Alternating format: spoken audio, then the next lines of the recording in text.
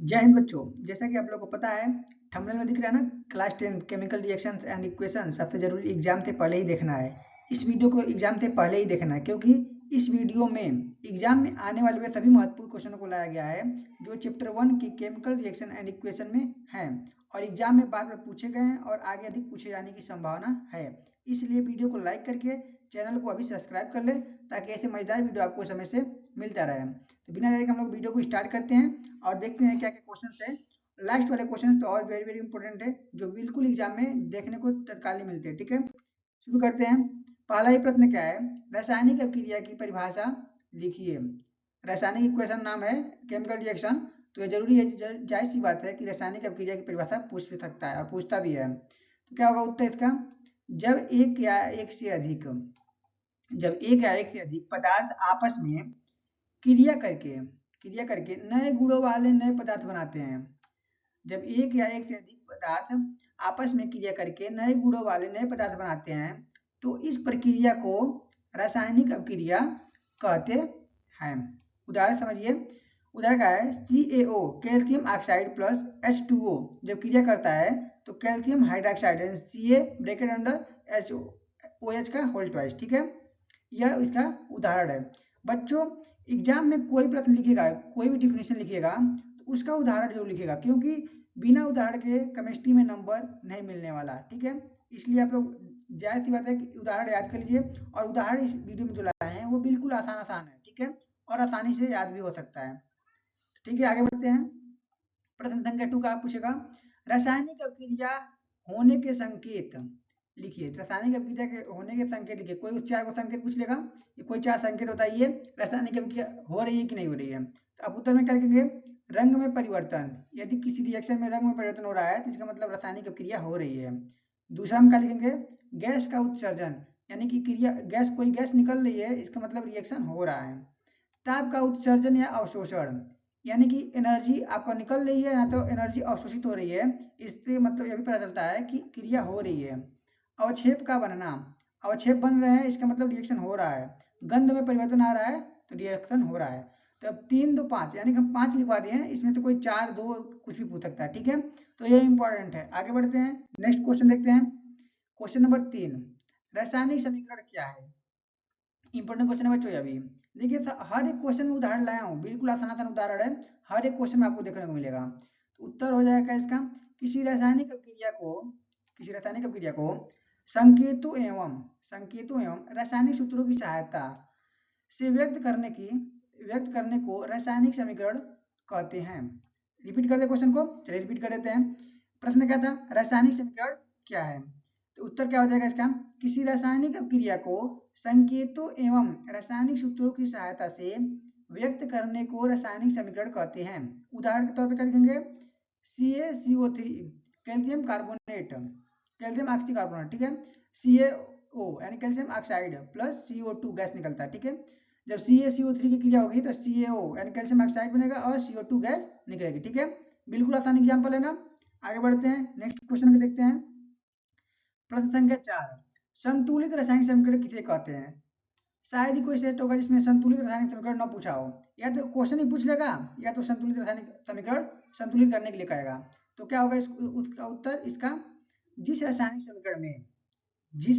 समीकरण में अभिकारकों तथा उत्पादों के दोनों ओर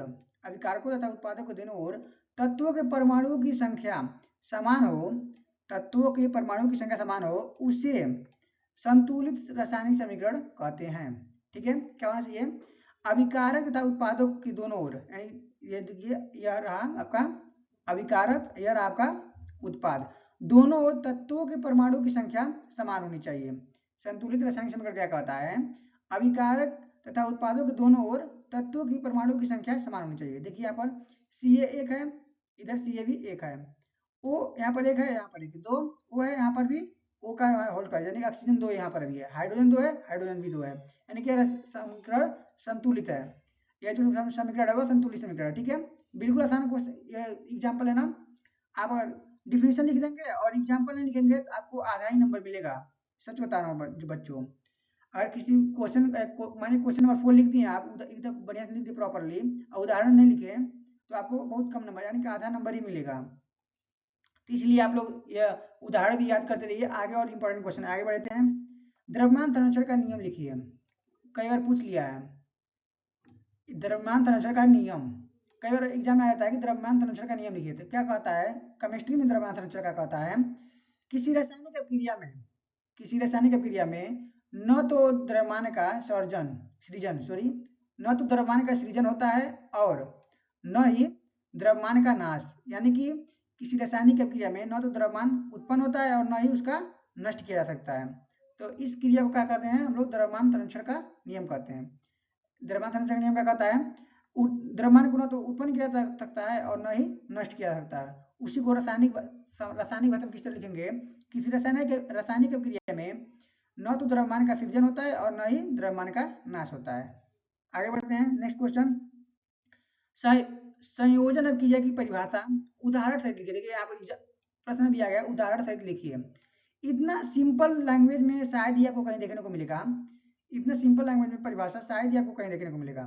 उत्तर क्या हो जाएगा, जब दो या दो से अधिक पदार्थ, ध्यान से पढ़िएगा बच्चों, जब दो या दो से अधिक पदार्थ आपस में मिलकर एक ही पदार्थ बनाते हैं तो इसे संयोजन क्रिया कहते हैं। तो इसे संयोजन क्रिया कहते हैं। उदाहरण क्या है, CaO प्लस H2O, अभी क्या बनाएगा, कैल्शियम हाइड्रोक्साइड।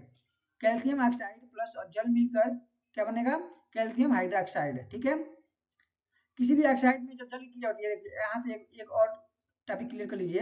एक और बहुत महत्वपूर्ण तथ्य है, जब किसी भी ऑक्साइड में, कोई भी ऑक्साइड होगा, एनी ऑक्साइड, कैल्शियम ऑक्साइड हो, सोडियम हाइड्रोक्साइड हो, कोई भी ऑक्साइड होगा, अगर उसमें जल का क्रिया होगा तो हाइड्रोक्साइड बनेगा।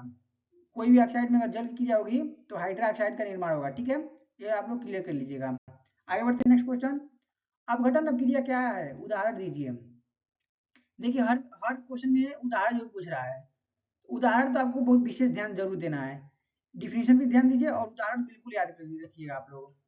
इसका उत्तर क्या हो जाए, अपघटन क्रिया क्या है, जब एक यौगिक टूटकर दो या अधिक सरल पदार्थों में परिवर्तित हो जाता है तो उसे अपघटन क्रिया कहते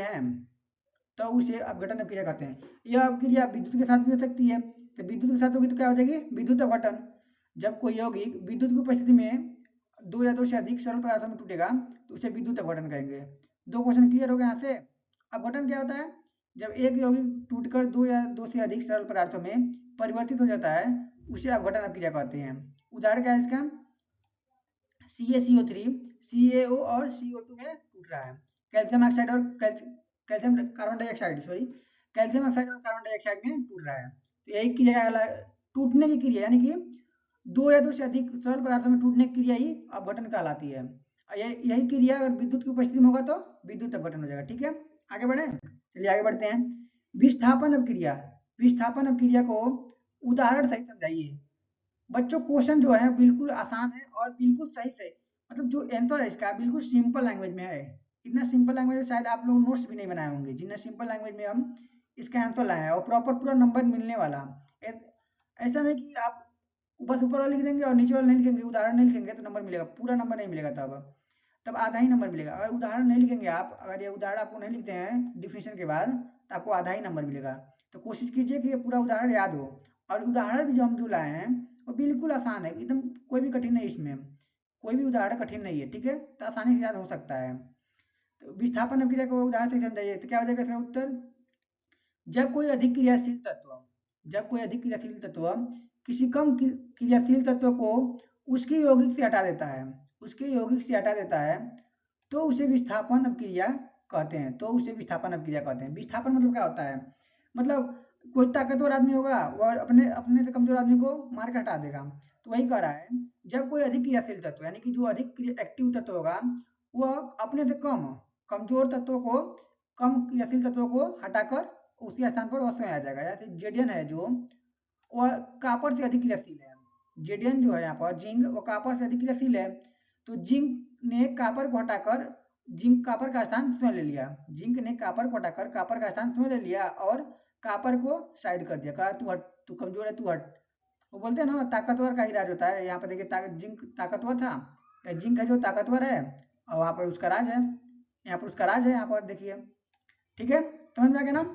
तो विस्थापन अभिक्रिया से सीधा सीधा क्या समझना है, जब कोई अधिक क्रियाशील तत्व किसी कम क्रियाशील तत्व को उसके यौगिक से हटा देगा तो इस अभिक्रिया को विस्थापन अभिक्रिया कहेंगे। ठीक है, आगे बढ़ते हैं। चलिए, द्विविस्थापन अभिक्रिया क्या होता है? द्विविस्थापन अभिक्रिया क्या होता है, इसमें प्रॉपर समझाएंगे क्या किस तरह क्या हटा है। जब दो यौगिक आपस में आयनों का आदान प्रदान करते हैं, जब दो यौगिक आपस में आयनों का आदान प्रदान करते हैं और नए यौगिक बनाते हैं तो इसे द्विविस्थापन अभिक्रिया कहते हैं, इसे द्विविस्थापन अभिक्रिया कहते हैं। ये जो स्लेट लाइन से जो कट जा रही है आप लोग समझ लीजिएगा, क्योंकि प्रॉब्लम से इसमें जो माउस से होता है उससे स्ट्रेट लाइन बन नहीं पा रहा है। ठीक है, कल इसको सही कर लेंगे। जब दो यौगिक आपस में आयनों को आदान प्रदान करते हैं और नए यौगिक बनाते हैं तो इसे द्विविस्थापन अभिक्रिया कहते हैं। द्विविस्थापन का मतलब क्या होता है, एक जगह नहीं दोनों जगह, यानी कि दोनों लोग बराबर ही हैं। इसका उदाहरण समझिए, उदाहरण देखिए, यहाँ अन्य है और यहाँ पर बी है, यहाँ सोडियम है यहाँ बेरियम है। ठीक है, तो क्या होता है, जब दो समान जैसे एक समान ताकत वाले जब लोग रहेंगे ना, दोस्ती कर लेंगे, कहेंगे चल भाई तू हमारे स्थान पर जा, मैं तेरे स्थान पर जा देता हूँ, इसमें कोई दिक्कत होने वाली नहीं है क्योंकि दोनों समान ही बात है। यानी जो जब कोई दो वस्तु की समान वैल्यू होती है तो एक वस्तु को दूसरी वस्तु में रख देंगे तो कोई दिक्कत होने वाली नहीं है। तो ऐसे भी स्थापन अभिक्रिया जिसमें दोनों यौगिकों के आपस में आयनों का आदान प्रदान हो जाता है द्विविस्थापन अभिक्रिया कहलाती है, इन सिंपल लैंग्वेज में। और उसका उदाहरण ये रहा, आप लोग उदाहरण जरूर लिखकर याद कर लें, उदाहरण लिखकर जरूर याद कर लें क्योंकि बिल्कुल सिंपल उदाहरण लाए हैं। आगे बढ़े, चलिए आगे बढ़ते हैं। ऑक्सीकरण की परिभाषा लिखिए, इंपॉर्टेंट क्वेश्चन है बच्चों, देखिए ध्यान देना है, पूछता है बार बार। ऑक्सीकरण की परिभाषा लिखिए, उत्तर क्या जगह है, किसी पदार्थ में ऑक्सीजन का जुड़ना या हाइड्रोजन का निकलना। सिंपल लैंग्वेज में, इतना आसान लैंग्वेज में शायद आपको मिलेगा, कई बार बता चुके हैं ना, इतना सिंपल लैंग्वेज में आपने नोट्स भी नहीं बनाए होंगे। किसी पदार्थ में ऑक्सीजन का जुड़ना या हाइड्रोजन का निकलना ऑक्सीकरण कहलाता है, ऑक्सीकरण कहलाता है। जैसे देखिए यहाँ पर मैग्नीशियम में ऑक्सीजन जुड़ रहा है, मैग्नीशियम ऑक्साइड बन रहा है ना, मैग्नीशियम में ऑक्सीजन जुड़ रहा है, मैग्नीशियम ऑक्साइड बन रहा है। देखो मैग्नीशियम का ऑक्सीडेशन हो रहा है, यहाँ पर ऑक्सीजन जुड़ता है इसमें, यार इंपॉर्टेंट पॉइंट है, इसको आप लोग क्या बोलते हैं स्टार करके लिख लीजिएगा। मैग्नीशियम का ऑक्सीडेशन हो रहा है, यहाँ पर ऑक्सीजन जुड़ रहा है। ठीक है, सिंपल समझ में आ गया। किसी पदार्थ में ऑक्सीजन का जुड़ना या हाइड्रोजन का निकलना ऑक्सीकरण कहलाता है। ठीक है, आगे बढ़े। ऑक्सीकरण को इंग्लिश में ऑक्सीडेशन बोलते हैं, ये आप लोग याद रखिएगा क्योंकि कभी कभी इंग्लिश वर्ड भी पूछ लेता है एग्जाम में, हाई स्कूल एग्जाम में कभी कभी ऑक्सीकरण नहीं पूछेगा, पूछेगा ऑक्सीडेशन की परिभाषा लिखिए, ऑक्सीडेशन की परिभाषा लिखिए। तो आप कहेंगे चल ऑक्सीकरण हम पढ़े तो ऑक्सीडेशन होता क्या है, तो आप लोग जान लिए ऑक्सीडेशन को ही ऑक्सीकरण कहते हैं। ठीक है, आगे बढ़ते हैं। अपचयन क्या है, जिस तरह ऑक्सीकरण इंपॉर्टेंट था उसी तरह अपचयन भी इंपॉर्टेंट है। किसी पदार्थ से ऑक्सीजन का निकलना, उसमें क्या हो रहा था, निकलना या हाइड्रोजन का जुड़ना अपचयन कहलाता है। बिल्कुल ऑक्सीकरण का उल्टा है, ऑक्सीकरण का बिल्कुल उल्टा। उसमें क्या हो रहा था, ऑक्सीजन जुड़ रहा था, हाइड्रोजन निकल रहा था। इसमें क्या होगा, ऑक्सीजन निकलेगा और हाइड्रोजन जुड़ेगा, तो क्या कहलाते हैं, किसी पदार्थ में ऑक्सीजन का निकलना या हाइड्रोजन का जुड़ना अपचयन कहलाता है। उदाहरण देख लीजिए इसका, यहाँ पर क्या हो रहा है, जो ऑक्सीजन है वो निकल रहा है और हाइड्रोजन जुड़ रहा है, ऑक्सीजन निकल रहा है यहाँ से और हाइड्रोजन जाकर जुड़ रहा है ना, तो क्या कर रहा है, ऑक्सीजन का निकले, या तो ऑक्सीजन निकले रिएक्शन से या तो हाइड्रोजन का जुड़े, तो मतलब यहाँ पे ऑक्सीजन निकल रहा है और हाइड्रोजन जुड़ रहा है। तो कॉपर का ऑक्सीडेशन, कॉपर ऑक्साइड का ऑक्सीजन जो हो रहा है इसमें और ऑक्सीजन हट जा रहा है, कॉपर ऑक्साइड का ऑक्सीजन हो रहा है और ऑक्सीजन हट जा रहा है। बिल्कुल सिंपल लैंग्वेज में है यह, इस तरह लिखेंगे तो आपका एक भी नंबर कटने वाला नहीं है। इस तरह लिखेंगे जिस तरह हम लिखे हैं यहाँ पर, अगर एग्जाम में इस तरह लिखते हैं तो एग्जामिनर आपका एक नंबर भी नहीं काट पाएगा। आगे बढ़े, चलिए आगे बढ़ते हैं। ऑक्सीकरण अपचयन अभिक्रिया क्या है, लीजिए एक डाउटफुल क्वेश्चन आ गया, जब थोड़ा सा पेपर को टफ करना रहता है तो यही पूछ लेता है ऑक्सीकरण अपचयन अभिक्रिया क्या है।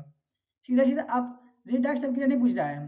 देखिए यहाँ पर प्रश्न क्या है, ऑक्सीकरण अपचयन अभिक्रिया क्या है, इसका मतलब क्या हुआ, ऑक्सीकरण भी हो अपचयन भी हो, और इसको प्रश्न पूछना चाहिए रेडॉक्स अभिक्रिया क्या है, प्रश्न पूछना चाहिए इसको रेडॉक्स अभिक्रिया क्या है। लेकिन बच्चे को बस उलझाने के लिए ऑक्सीकरण और अपचयन अभिक्रिया क्या है प्रश्न पूछा है। ऑक्सीकरण और अपचयन अभिक्रिया समझ लीजिए आप लोग, रेडॉक्स अभिक्रिया क्या है यही पूछ रहा है। जिस रासायनिक अभिक्रिया में, उत्तर क्या होगा इसका, जिस रासायनिक अभिक्रिया में ऑक्सीकरण एवं अपचयन, ऑक्सीकरण और अपचयन दोनों एक साथ हो, दोनों एक साथ होते हैं उसे ऑक्सीकरण अपचयन अपक्रिया कहते हैं, उसे ऑक्सीकरण अपचयन अपक्रिया कहते हैं, यानी कि रेडॉक्स अपक्रिया कहते हैं। वे देखिए जिस रासायनिक अपक्रिया में ऑक्सीकरण एवं अपचयन दोनों एक साथ होते हैं उसे ऑक्सीकरण अपचयन या रेडॉक्स अपक्रिया कहते हैं।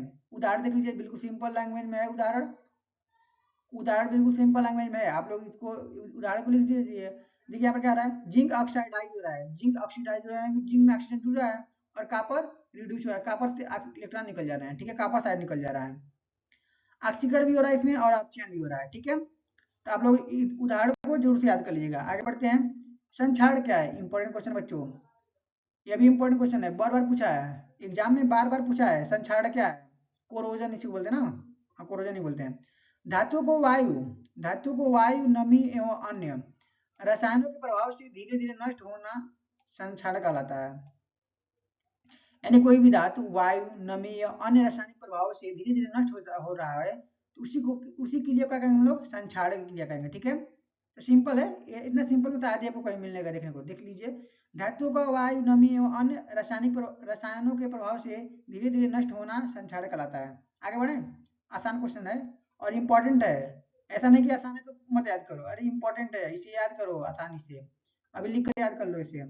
लोहे में जंग लगने की आवश्यक परिस्थितियां क्या है, कह रहा है, प्रश्न का पूछा है, लोहे में जंग लगने के लिए आवश्यक परिस्थितियां क्या है, लिखिए परिस्थितियां लिखिए। तो लोहे में कब जंग लगेगा, ऑक्सीजन की उपस्थिति में, जब लोहे के पास ऑक्सीजन रहेगा तो ऑक्सीजन की उपस्थिति में लोहे पर जंग लगेगा। जल नमी की उपस्थिति में, यानी कि लोहे नमी के कांटेक्ट में आएगा तो उसमें क्या होगा, जंग लगेगा। अब देखिए इंपॉर्टेंट क्वेश्चन है, तो सबसे इंपॉर्टेंट क्वेश्चन है, जंग का रासायनिक सूत्र लिखिए, जंग का रासायनिक सूत्र लिखिए। जंग का रासायनिक सूत्र क्या होता है, Fe2O3 इंटू एक्स H2O, आप लोग इसको याद कर लीजिएगा। जंग का रासायनिक सूत्र लिखकर जरूर याद कर लीजिएगा बच्चों, जंग का रासायनिक सूत्र लिखकर जरूर याद कर लीजिएगा, ठीक है।